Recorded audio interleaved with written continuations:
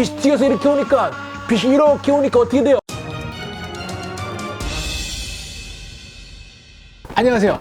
사진을 가볍게 하지만 깊이 있게 알려준 남자 대츠 오해철입니다.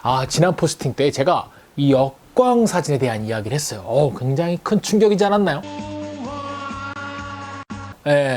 우리가 제일 어릴 때부터 많이 듣던 얘기가 역광에서 절대 찍으면 안 된다고 배웠잖아요. 하지만 역광이 제일 아름다운 광이라는 포스팅, 영상 많이 충격적일 수 있습니다.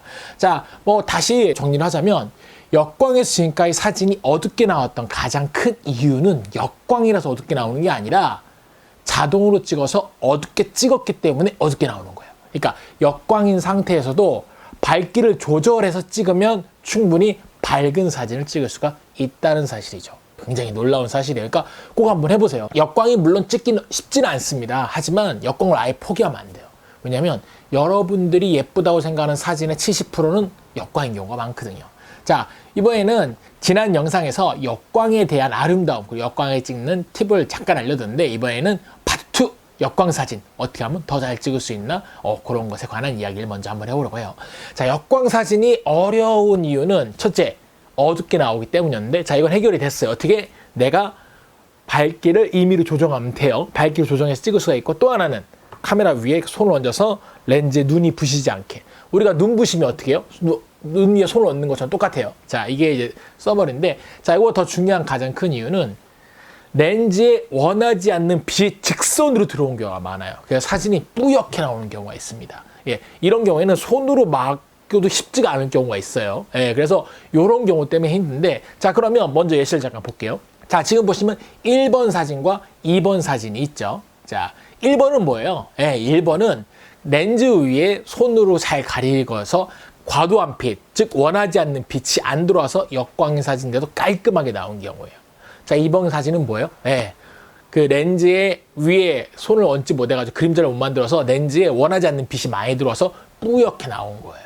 참고로 여러분들 DSLR로 큰 카메라 있죠? 이 큰 카메라 앞에 후드라는 게 있어요. 자, 이 후드가 뭐냐면 원하지 않는 잡빛이 렌즈 속으로 들어와서 사진이 뿌얘지는 걸 막아주는 용도라고 보시면 됩니다. 자, 사람 머리 위에 손을 얹듯이 렌즈 위에 손을 얹듯이 이런 식으로 이것을 어둡게 만들어주는 후드 역할을 하는 거죠. 자, 후드가 그런 역할인데, 자, 다시 돌아가서, 자, 그럼 1번 사진과 2번 사진, 어떤 사진 더 좋은 사진이에요?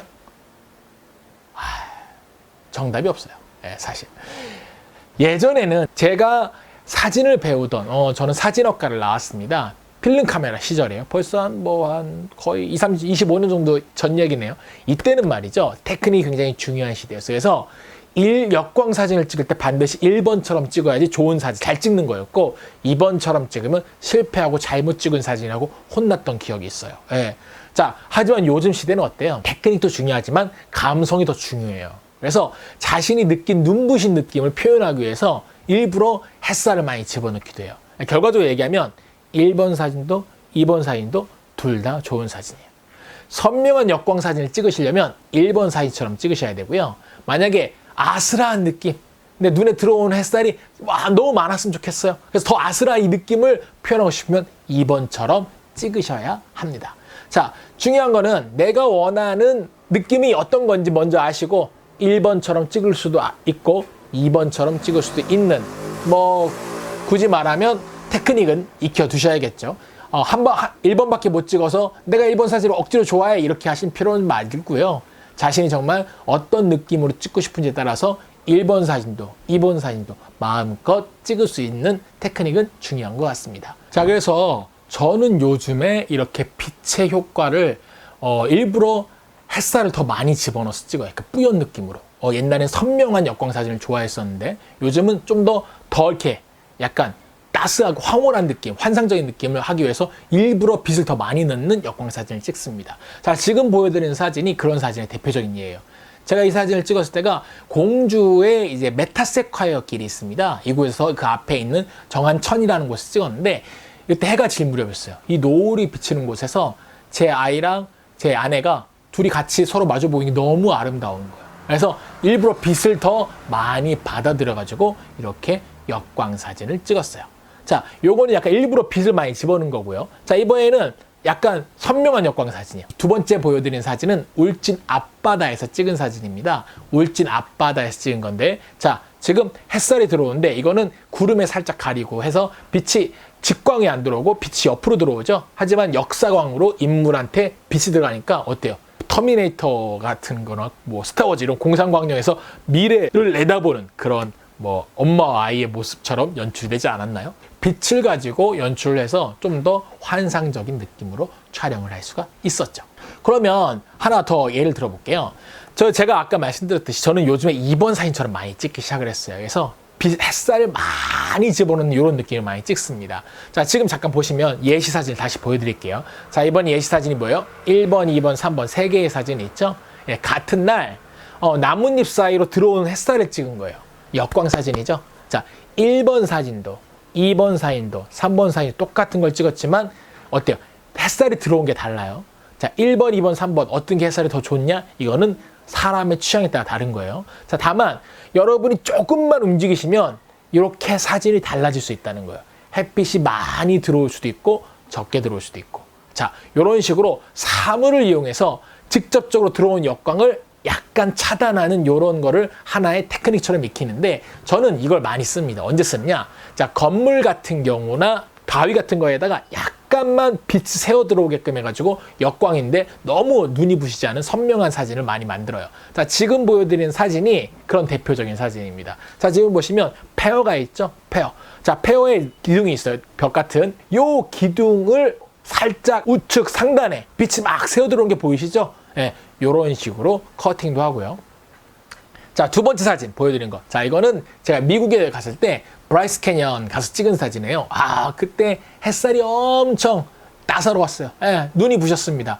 아, 그래서 이 햇살을 바로 집어넣지 않으니 너무 뿌옇게 나올 것 같아가지고 지금처럼 그 좌측 상단 그쪽에서 살짝 해를 걸쳐서 햇빛이 쫙 비쳐 나오는 거는 카메라에 담때 전체적으로 브라이스 캐년은 선명하게 나오게 찍은 거죠. 이런 식으로 기술적으로 살짝 해를 가려 찍으면 또 다른 드라마틱한 역광 사진을 찍을 수가 있습니다. 자, 이 역광 사진을 언제 잘 찍을 수 있냐? 역광 사진이 아름다운 가장 큰 이유 중에 하나는 이 골든 라인이 생기기 때문에 그래요. 예, 이 피사체 골든 라인. 자, 이 골든 라인이 잘 생기려면 그림자가 길어지는 시간대에 촬영하는 게 좋습니다. 그러니까 언제예요? 해가 뜨고 난 직후나 해가 지기 전이 좋습니다. 해가 뜨고 나서 한 1시간에서 2시간 사이가 역광사진 찍기가 좋고요. 해가 지기 전 3시간부터 역광사진 찍기가 좋아요. 개인적으로는 저는 해가 지기 전에 3시간부터 사진 찍는 거 굉장히 좋아합니다. 저는 그때부터 너무 아름다워요, 세상이. 예. 일단 그 햇살에 색상도 딱 들어가서 약간 주황빛으로 온 세상이 물들고요.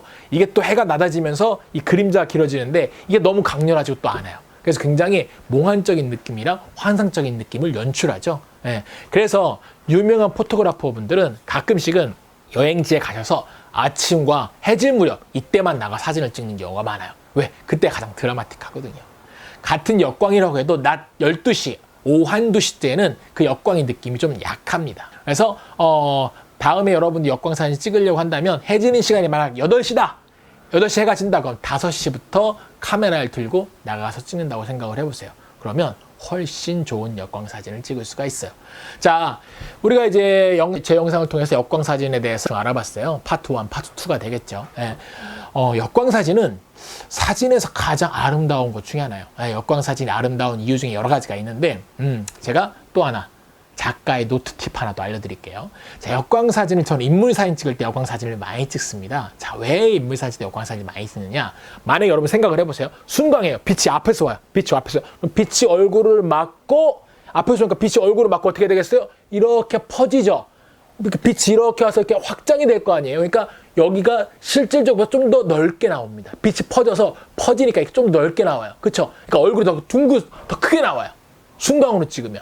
자, 역광은 어떨까? 역광은 빛이 뒤에서 오죠. 빛이 뒤에서 이렇게 오니까, 어떻게 돼요? 역광이, 빛이 여기서 이렇게 확장이 돼서 이렇게 먹어 들어오니까 더 갸름하게 나옵니다. 일부러 포샵을 한 인위적인 느낌이 아니라 빛으로 살짝 효과를 주는 거기 때문에 이렇게 할 때 훨씬 효과가 좋아요. 예. 아, 참고로 하나 더 말씀드리면 저는 인물 찍을 때 이 역광 많이 집어넣고요. 또 하나, 사광. 옆에서 들어오는 빛. 지금 여러분이 제 영상을 보실 때 옆에서 이렇게 빛이 들어오죠? 예. 저는 그냥 영상을 찍는 게 아니라 집에서 불을 켜더라도 딱 이런 느낌을 만들어서 찍어요. 자, 이렇게 들어오면 어떻게 돼요? 이쪽이 약간 섀도우가 먹으니까 여기가 더 갸름하게 보이죠? 사람이 더 입체적으로 보이고. 화장으로 얼굴 섀도우 집어넣는다고 하잖아요. 예. 빛으로 섀도우를 넣는 거예요. 저는 그래서 빛으로 화장한 효과를 낸다고 합니다. 그래서 이렇게 화장을 하는 효과를 내면 훨씬 더 부드럽고 사람 얼굴이 좀 더 갸름해 보입니다. 예, 잊지 마세요. 예. 그냥 인물을 찍는 것도 중요하고 배경도 중요하지만 사실 사진에서 제일 중요한 건 빛이에요. 같은 사람이라고 해도 순광으로 찍을 때랑 사광으로 찍을 때, 역광을 찍을 때랑 느낌이 완전 달라요. 그래서 여러분들이 반드시 역광이나 사광으로 찍을 필요는 없지만 이렇게 빛의 특성을 잘 알고 빛에 따라서 다른 거를 안 다음에 빛을 효율적으로 자신이 원하는 느낌을 위해서 역광을 쓰기도 하고 사광을 쓰기도 하면 훨씬 더 좋은 사진, 마음에 드는 사진을 찍을 수 있게 될 겁니다. 예, 지금까지 사진을 가볍게 하지만 깊이 있게 알려준 남자 태츠 오해철이었습니다. 바이바이.